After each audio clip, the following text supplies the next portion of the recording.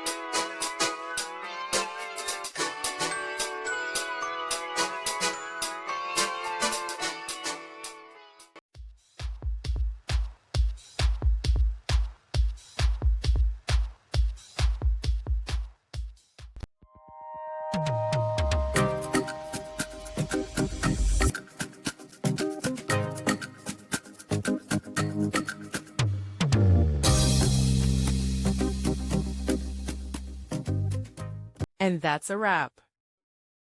I hope you found the answer you were looking for.